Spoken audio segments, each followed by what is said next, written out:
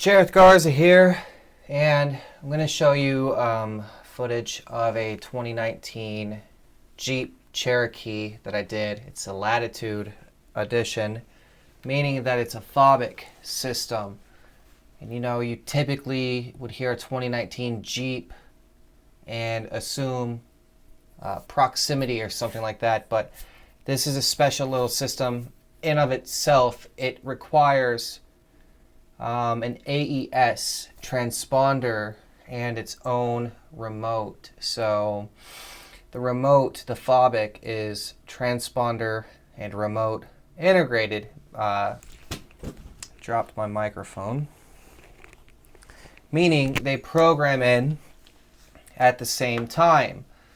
So you can judge a success based on whether the remote functions work on your FOBIK. And in this video, you're going to see a few things of particular importance. One is the vehicle doesn't start initially.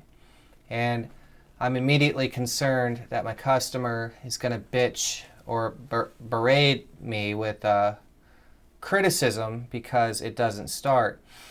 But I begin to look around the vehicle and I see evidence that it's been tampered with. And so my suspicion is aroused, and I confronted my customer and I said, "What did you do to the vehicle?"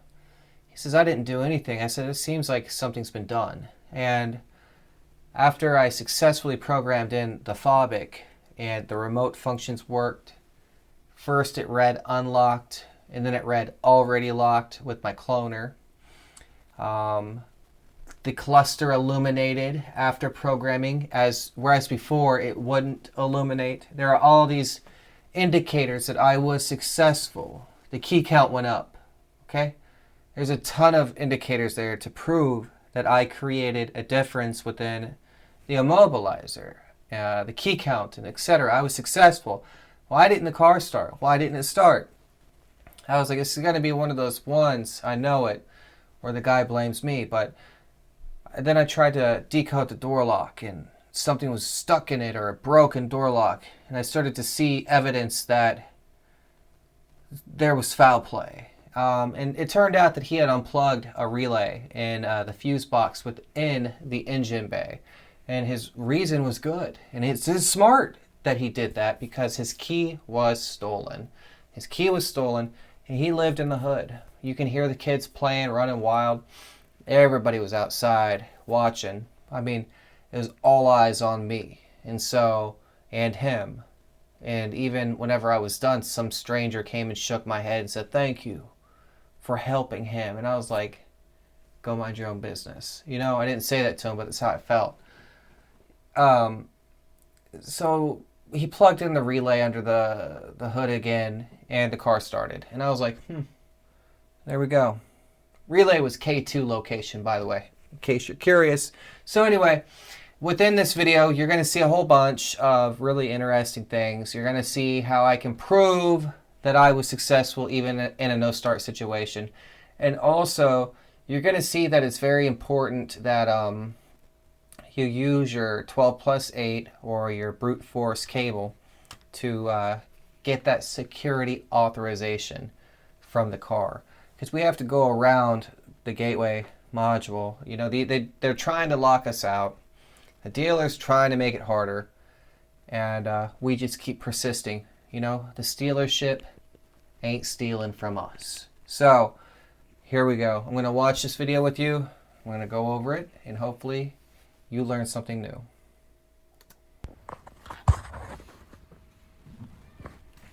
So first, I connect my hotspot to the IM, and I attempt to plug directly into the car and program.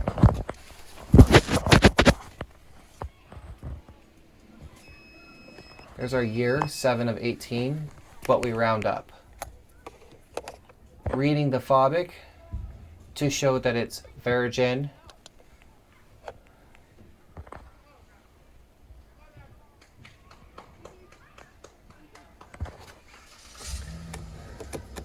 Cluster behavior.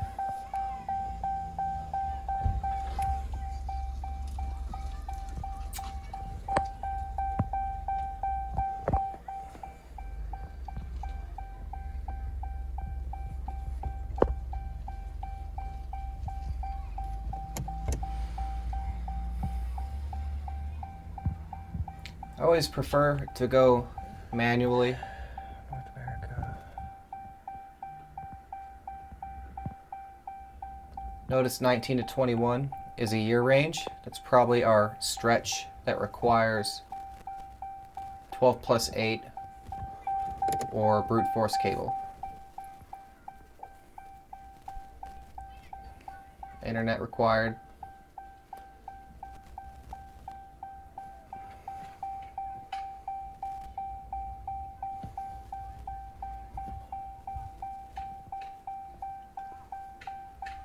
Read the password.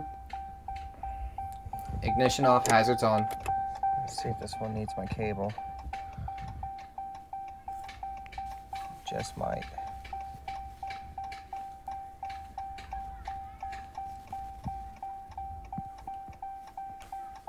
Didn't think Cherokee would need it, but we'll see. Okay, That's a fail. So we need to find a star connector or the 12 plus 8 location. And I typically go for star connectors because they're easier to get to. Now my resource said you must drop the glove box. It's behind there. But the glove box didn't look like it came out easily. So I investigated and noticed that the star connector is easily visible. It's right there. Why would I drop a glove box to get to that? It's right there. And to drop it, you put a flathead in between it and its mounting location and apply a little forward force, and you slide it, it comes right out. Don't be a dick and break it out, you know? Be gentle. Of course, I dropped the phone and missed the shot. But you can see I wedged my flathead in between it and the mounting location, and it comes out easy. Looking at the 3 wires on the bottom. Green is hot, blue is not. And by hot, I mean red. So we got white and green, blue and white. Blue and white is in middle. Green on the right.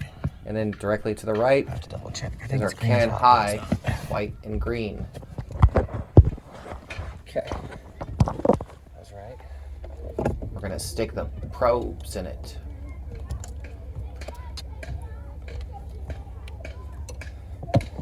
I used to feel like such a hacker. Like, oh, I'm getting into it. Ooh, circumventing its security. You can't stop me. Now I just hope I don't break my probes off whenever I'm doing this. Bend the wires down. Kind of create a little gap at the top. You just wedge my probes in. Don't force them. They'll fit. They just need to make contact metal to metal. You don't need to break anything. Some are difficult to get in, some aren't. This was just very easy. Find that if you pull the wires down a little bit and help them out, help create that space. Okay. Let's see if that gets it. There's a picture. Green is hot, blue is not.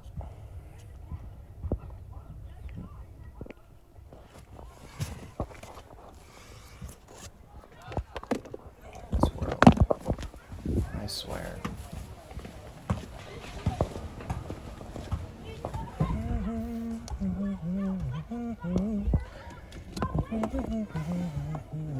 People have told me they don't have to plug into the OBD port, but every time I don't plug into the OBD port, I fail.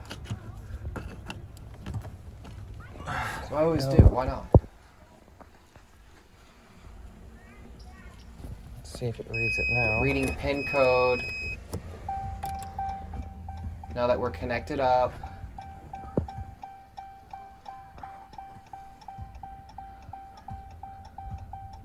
There it is. There's a change. 26262. That's interesting.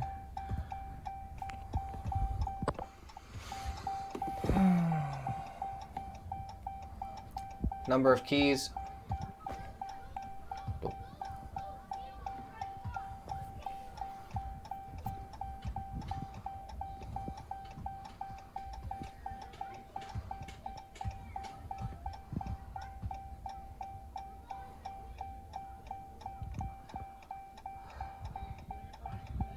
Watch how quick this goes. Watch. Boom. That's important. You'll see why. 3. Nope.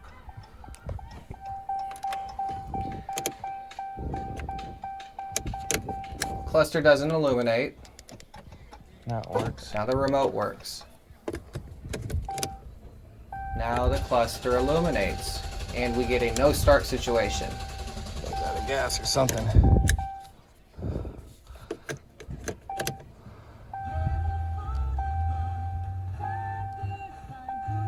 Okay. Could be the battery. Alright. Programmed in. Freaked me out a little bit, and I was like, well, we're going to double check our FOBIK to make sure that it programmed in, and we can prove that it changed, it programmed in, because it's already locked now. That's a change. So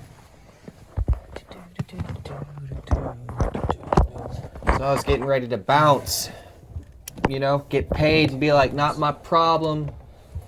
You know, the cluster didn't illuminate, now it does. The remote works now, it didn't before. The key count was 2, now it's 3. So I was getting, you know, a little sketched out by this, and my customer wasn't there. I was waiting on him to bring back cash. And when he got there, I confronted him. And I was like, what did you do? And he said, I didn't do anything. I said, you did something. And then he said, oh, yes, I did. The relay.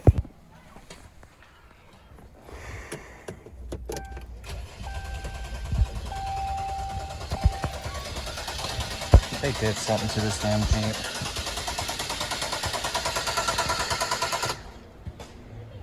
Fun. Something jammed in here.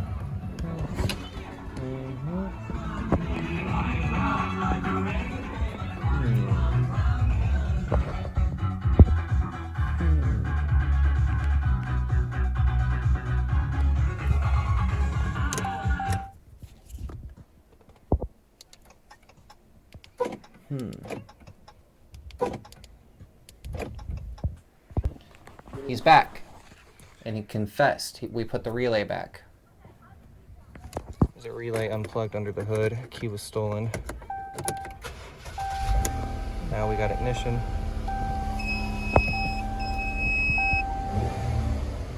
Okay.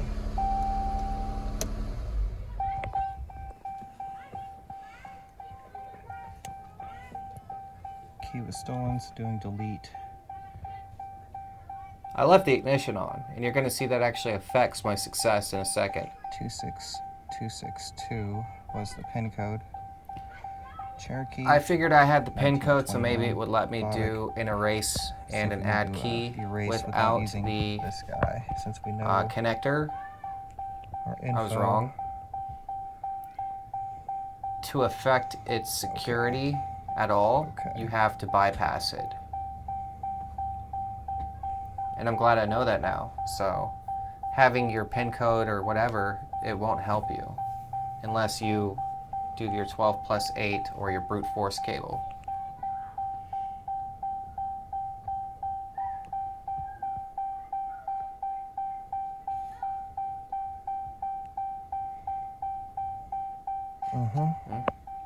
Gotta do the bypass. Luckily, it's so easy to get to this one. Like, it's no big deal at all. If ever there's a zombie apocalypse and we have Wi-Fi, then I will be stealing these cars. Not really. I'll be going after others, but you get the gist of it. It's an easy one to affect, to get into and program. It's very easy. Green is hot, blue is not. It's hot, blue is not.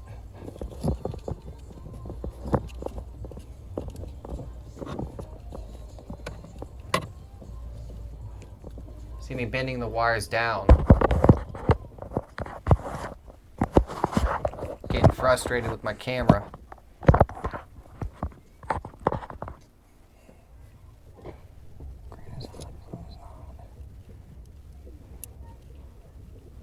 Do you see how easy that went in? If you're forcing it in or fighting it, you're doing something wrong.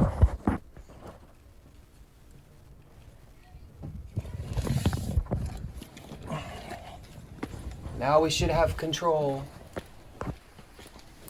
That looked like a condom package or something. I don't Hands-free know and what all that that? was. Yep. All right. Just making sure. Okay. Now I have the key in the on position. Race key.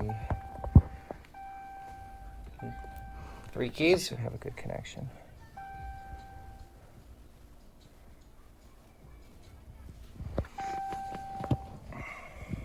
No keys. Key counts at 0. Now learning in. Now we're going to bring it Mine. to 1. Mine.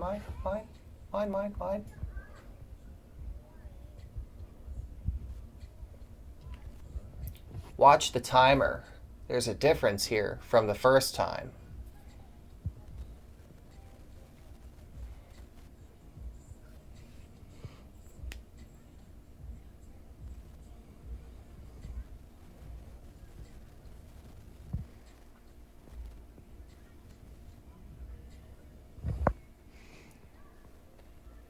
It's going all the way. The first time it didn't, and the difference was the ignition was left off the first time. Failed. We had it learned. Security light goes out, but that doesn't matter. The remote's not working, It's not working. so I leave it in the off position this time, and try again. Make sure the ignition is off. Oops. That's what it said right there on the programming screen. Boom! Big difference. There we go. Ignition had to be off. Okay. Remote functions. Hands free. Cluster illuminates and the car starts. She's a roller. We will have throttle body control.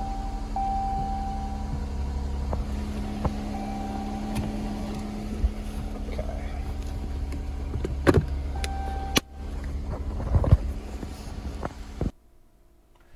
That's job success.